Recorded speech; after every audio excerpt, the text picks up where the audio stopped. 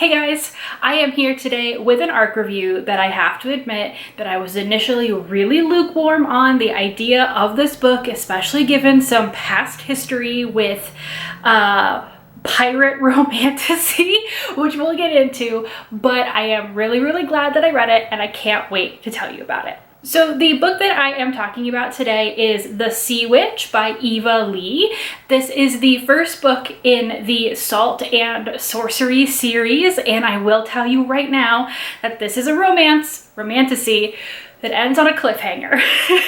And I will definitely be back to read the next one, but oh my gosh. So like I said, this is an ARC review. If you are watching this video on the day that it comes out, this will not be out yet, but it is coming out the day after I post this review, so it will be out into your hands shortly if you're interested, but thank you to the publisher and Edelweiss for my ARC. Eva Leigh is an author that a lot of people actually may know from historical romances. I was genuinely surprised that I actually hadn't read any of her historical romance because I went through a whole binge of historical romances. It was a whole thing. I made a giant video about it. But I did check before I did this and I actually hadn't read any of them. And this is her first step into not historical romance. The Sea Witch is a story about a sea witch, just not in the way of like Ursula from The Little Mermaid, which there is another book called The Sea Witch, vaguely based on that story that I keep mixing this up with because it's also on my shelf. This story opens up in the 1700s in Massachusetts, and it is the story of a woman named Alice. She is fleeing her village because she is currently being stalked by the other people in the town's men really, who want to burn her at the stake for being a witch. She was married to someone who was like a sea captain or had a boat or something. He has since passed of natural causes, even though they kind of want to blame her for them. And part of her reclaiming her power after he died and she became a widow with a little bit more autonomy as a woman in colonial Massachusetts, she started to really explore her powers. This is a alternate version of the world in which magic is real, and so are creatures such as Kraken, Leviathan, and some other really crazy creatures that we will see over the course of this story. Alice has been training some of the other women in the town, women and girls, to also use their magic, and this has been a huge problem. They are all in danger of being killed, and so Alice grabs them all, they commandeer a ship, and they head for the Caribbean, where they have been told that women who use magic are more accepted, if not totally still accepted, because it's a man's world, and they sail off. After this opening scene, the book jumps forward a year where after trying to find a place to be accepted in the Caribbean, Alice has now become the captain of a pirate ship that is about 40 to 45 women, and some of them are witches, a lot of them are witches, but not all of them, and the ship is called the Sea Witch, and so that is how the book gets its name, but it's also like their reputation. They're the only female-led pirate crew as far as anyone knows, and of course they are met with further suspicion because a lot of them are witches, so they are encroaching on a world in which men are sent to academies to learn about magic, and they're called mages, and they're like really renowned and, you know, really well respected, whereas women, there's no place to go to learn your magic. For witches, it's they kind of have to learn from each other in a more communal way, and of course there's a lot of gender politics also. For the inciting incident of the actual plot of the book, Alice is attending a wake of a famous pirate captain who basically in his will reveals to all these other pirate captains who are there to honor him that he helped the British Royal Navy bind the Leviathan, like literally like a Leviathan in the sea, magically to the British Navy. And so one of the reasons that the pirates kind of have to have a strong code is because they are constantly being chased by a British Navy that has a literal Leviathan that can crush their ships in seconds. And so this other pirate is like, hey, I actually helped them do this, sorry, but also while I was double crossing you, I was double crossing them, and I figured out this like fail safe to unbind the Leviathan, and if you can find it, you can potentially save yourselves and all the other pirates. This is a double cross on a double cross on a double cross, because the British Navy knows that this now dead pirate has asked all of these pirate captains to gather at this tavern to hear the reading of the will. And so while they're all hearing that, a bunch of British Navy ships, including the one with the Leviathan, show up. There is a mass scattering, and Alice makes a run for it. She finds a clue about where the failsafe might be that nobody else does, but while she's finding that clue, she is chased by a ship's navigator named Ben, who has reasons to believe that pirates murdered his father, and he decides to chase her down because reasons? Not really clear why he chases her, to be honest. But he's not even supposed to really be off the ship. He is a non-violence guy, but he chases her, he ends up on the Sea Witch, and they end up taking him captive. Immediately, this becomes a relationship of mutual need. There is a reference to a place in the riddle/prophecy thing that Alice found to lead to the failsafe that only Ben seems to know about for some reason. And Ben is like, oh, like I am very strongly patriotic member of the British Royal Navy, and so I'm gonna play along, and I'm going to destroy the failsafe when we find it under the guise of helping them. Of course, Alice decides for some reason that Ben shouldn't stay in the brig and ends up having him sleep in her room, and they're like attracted to each other, and yeah, things develop from there. So you guys may or may not remember that Michaela and I did joint reviews of a pirate magic romantasy situation that was being written by Katie Robert. Michaela and I love Katie, we love her books, but this is the single series from her that for both of us has just not hit. It has not worked out. And so even though I love the idea of, you know, a pirate, romantasy, witches, this whole thing, I was really lukewarm about trying this one out because I was like, oh, like, I really didn't like this the first time, and we tried 2 of those books now actually. They just have not worked for us, and I was really, really worried about this book.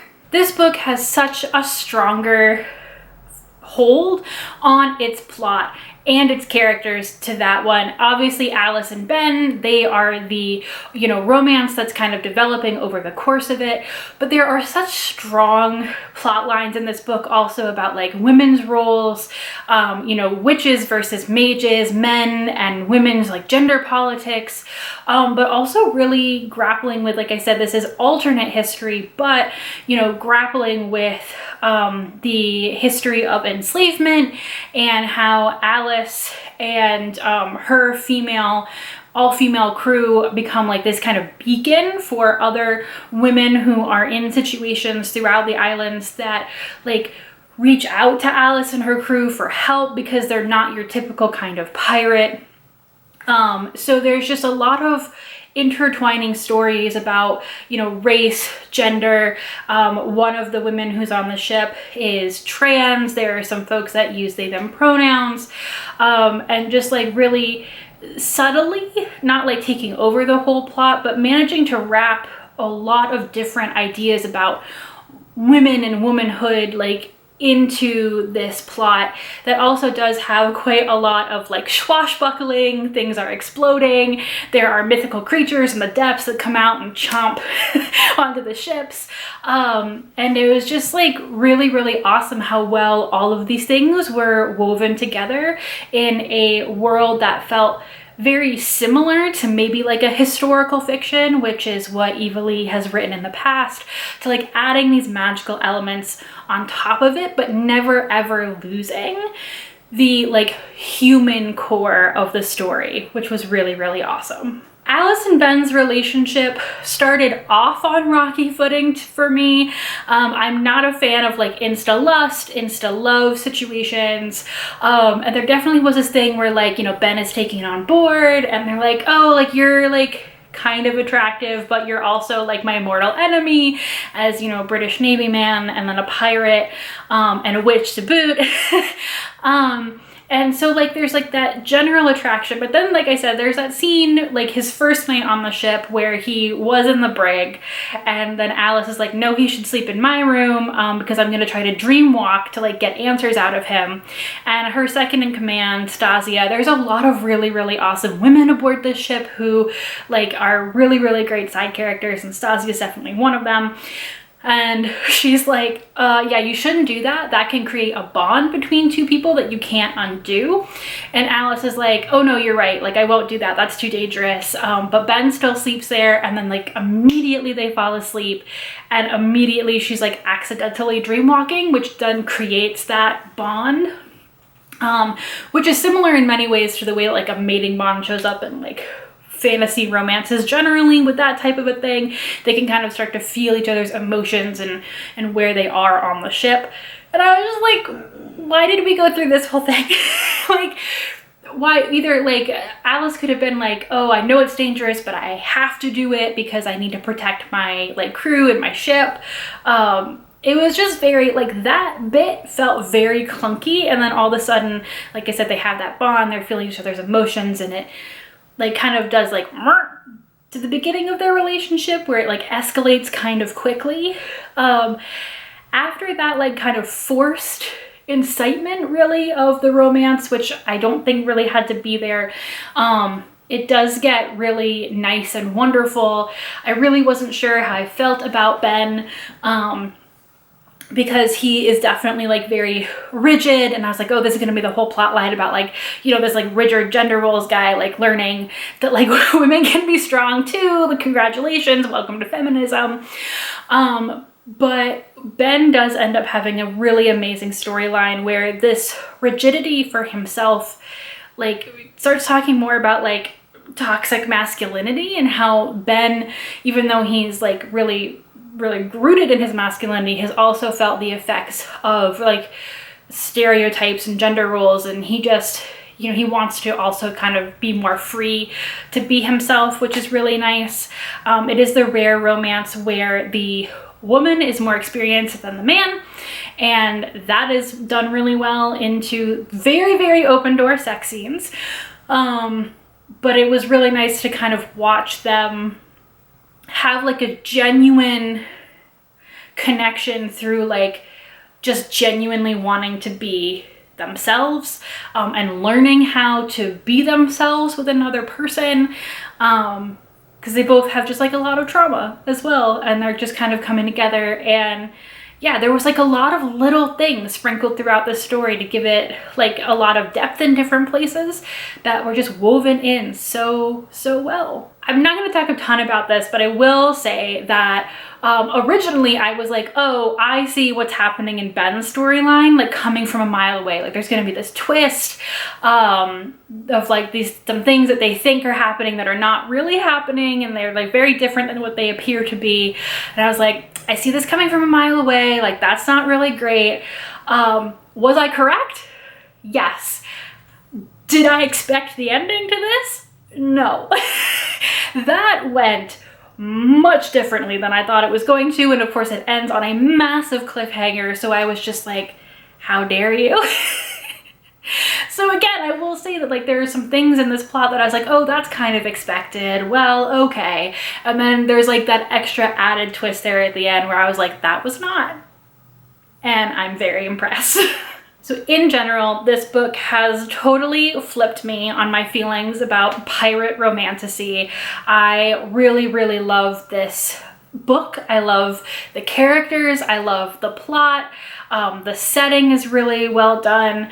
I'm just like really impressed by, again, all these little things about, you know, gender roles and, you know, toxic masculinity and race and enslavement and class and all of these things that are just kind of wrapped in here in a way that feels very natural and very just like these are lives people live, while being action-packed, having a really great romance once you get past that beginning bit, which is a little bit weird. And I cannot wait to read the next book in this series. So if you are someone who this was already a book that sounded like something you'd be interested in, go read it. And if you are someone that was like, I don't know how I feel about pirate romantasy, give it a try. Like I said, as long as you are seeing this video after the day that it comes out, this book is now out and published, and you can get it from your local library or your local bookstore, however it is you get your books, and try it out for yourself. Thanks for watching, guys. I'll see you next time. Bye!